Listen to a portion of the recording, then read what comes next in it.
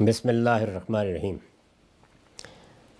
قال حارثۃ بن وہب الخزاعی سمعت النبی صلی اللہ علیہ وسلم یقول الا اخبرکم باہل الجنہ قلنا بلا قال کل ضعیف متضاعف لو اقسم علی اللہ لا برہ۔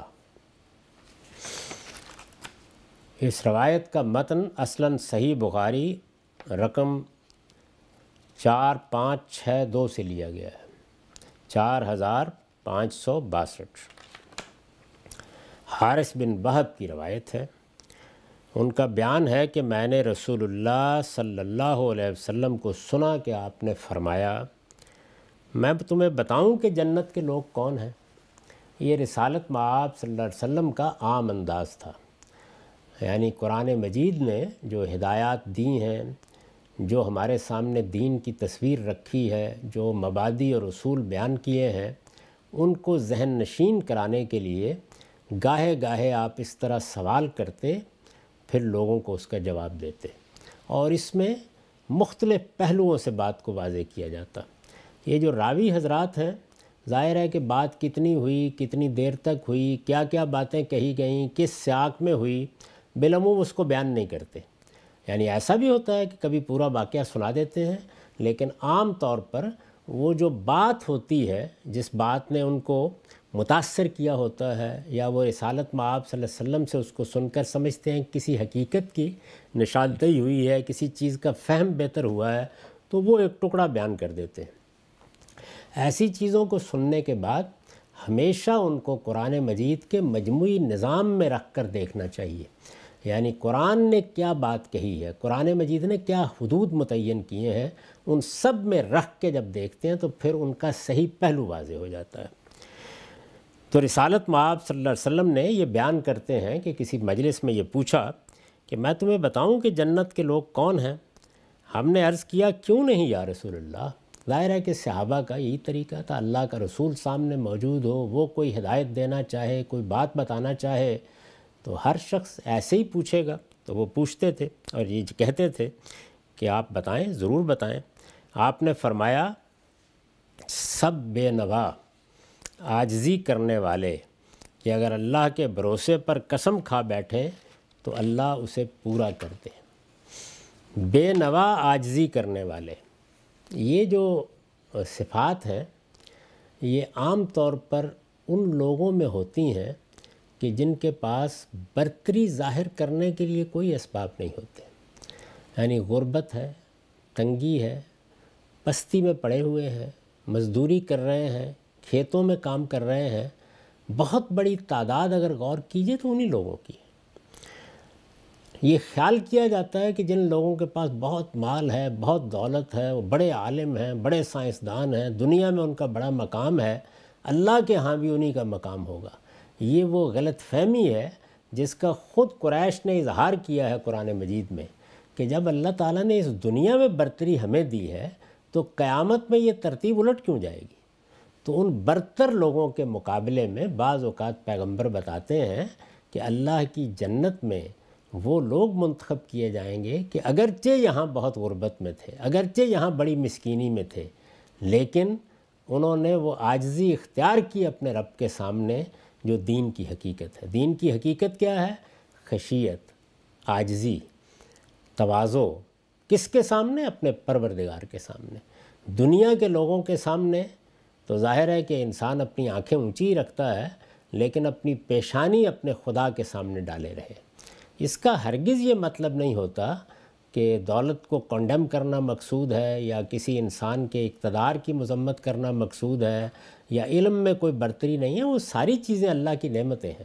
قرآن مجید یہ بتاتا ہے کہ دولت خیر ہے، فضل الہی ہے، اللہ کی نعمت ہے، نہیں اس کے نتیجے میں جو تفوق، برتری، دوسروں کی تحقیر کے جذبات پیدا ہوتے ہیں، یہ اس کے مقابل میں بتایا جا رہا ہے کہ کل ضعیف متضاعف، یعنی عاجزی کرنے والے بے نوا، ان کے پاس کچھ نہیں ہے، اللہ کے سامنے عاجز بندوں کی حیثیت سے کھڑے ہوتے ہیں، اور اللہ پر ایسا اعتماد رکھتے ہیں، اللہ پر ایسا بھروسہ رکھتے ہیں، اللہ سے ایسا تعلق رکھتے ہیں کہ اللہ اس تعلق کی لاج رکھتا ہے، اگر کہیں قسم کھا بیٹھیں تو اللہ اسے پورا کر دیتا ہے۔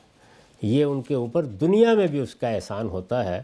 اس پر میں نے لکھا ہے یہ اللہ تعالیٰ کے ساتھ ان کے تعلق کی تعبیر ہے۔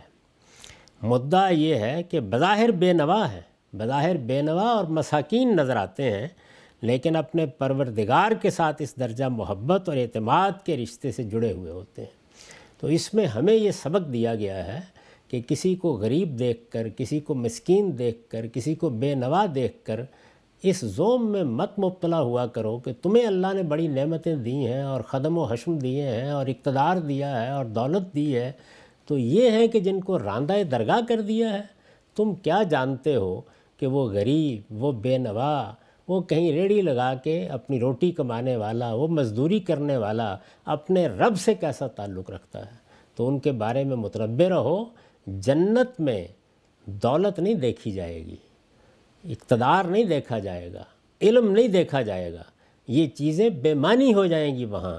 اصل چیز جو دیکھی جائے گی وہ یہ ہے کہ جو کچھ پروردگار نے تمہیں دیا، کیا تم نے اپنے پروردگار کی خوشنودی کے لیے وہ حق ادا کیا جو اس سے متعلق تھا؟ دولت ملی تو اس کو اللہ کی امانت سمجھا اور غریبوں اور بے نواؤں کی طرف اس کا رخ کیے رکھا۔ علم دیا تو اس علم کے نتیجے میں نہ فتوے لگائے، نہ لوگوں کی تضلیل تفسیق کی، نہ اپنے آپ کو بڑا سمجھا، نہ ہمچو ما دیگرے نیست کے ذوم میں مبتلا ہوئے، بلکہ عاجزی کے ساتھ ایک طالب علم کے طور پر اس علم کو لوگوں تک پہنچاتے رہے۔ اپنے آپ کو ایک خادم کی جگہ پہ رکھا یا اپنی مشیخت قائم کرنے کی جد و جہد کی۔ اقتدار دیا تو کیا اس اقتدار میں لوگوں کے لیے عدل کے پیامبر بنے؟ اگر یہ چیزیں نہیں اختیار کیں تو وہ بے نوا لوگ کہ جن کے پاس کچھ بھی نہیں ہے وہ تم سے کہیں آگے ہوں گے۔ تو یہ در حقیقت درس ہے، لیکن چونکہ اس میں بات پورے پس منظر سے بیان نہیں ہوتی تو بعض اوقات لوگ خیال کرتے ہیں کہ دیکھیے جی اس کے نتیجے میں تو گویا دولت کی مذمت ہو گئی۔ تو قرآن مجید نے پوری طرح یہ بتا دیا کہ علم ہے، اقتدار ہے، حسن ہے، دولت ہے، سب اللہ کی نعمتیں ہیں، بڑی نعمتیں ہیں، یہ خیر ہے، فضل اللہ ہے، لیکن یہ اسی وقت اللہ کا فضل اور خیر بنے گا نتیجے کے لحاظ سے جب انسان ان کا حق ادا کرے گا۔ یعنی ان سے متعلق جو ذمہ داری اللہ تعالیٰ نے ڈالی ہے، اگر اس ذمہ داری کا احساس نہیں کیا، وہ حقوق ادا نہیں کیے، دوسروں کے معاملے میں تفوق اور برتری کی نفسیات ایسی غالب آ گئی کہ تحقیر اور تذلیل اور استہزاء کے سوا کچھ نہیں نکلا۔ یہ دیکھا ہے آپ نے کس طرح کے واقعات ہوتے ہیں۔ گھروں میں بچیاں کام کرنے کے لیے آتی ہیں اور پھر اس کے بعد وہ زخمی ہوئی پڑی ہوتی ہیں، یعنی ان کو پھر اٹھا کے ہسپتالوں میں لے جانا پڑتا ہے۔ میجسٹریٹ ہوتے ہیں، جج ہوتے ہیں، بڑے افسر ہوتے ہیں، لیکن اپنے طمطراق کے سامنے اس غریب بچی یا بچے کے اوپر ظلم توڑتے ہیں، ستم کرتے ہیں اور ان کو ذرہ برابر خیال نہیں ہوتا۔ تو انسان جب انسانوں کے ساتھ معاملہ کرتا ہے تو سڑک پر چلتے ہوئے، منڈی میں بیٹھے ہوئے، گھر میں رہتے ہوئے، اصل میں اس کے ایمان کا، اس کے اخلاق کا، اس کے اندر کی برتری کا اظہار اس وقت ہوتا ہے جب بے نوا اور غریب لوگ اور جو نیچے پڑے ہوئے لوگ ہیں ان کو کتنی عزت دیتا ہے وہ۔ یہ عزت اگر نہیں وہ دے پاتا تو اس کا مطلب یہ ہے کہ اس کے اندر خناس بھرا ہوا ہے، دولت نہیں ہے، اقتدار نہیں ہے، علم نہیں ہے، کوئی اور چیز آ گئی ہے۔ تو اللہ تعالیٰ یہ کہتے ہیں کہ تم کیا جانتے ہو کہ ان غریبوں کے پاس کیا کچھ موجود ہے؟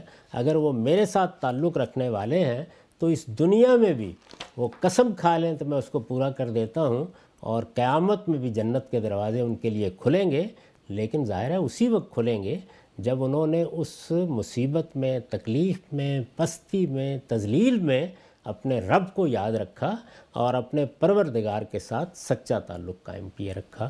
وآخر دعوانا الحمدللہ رب العالمین۔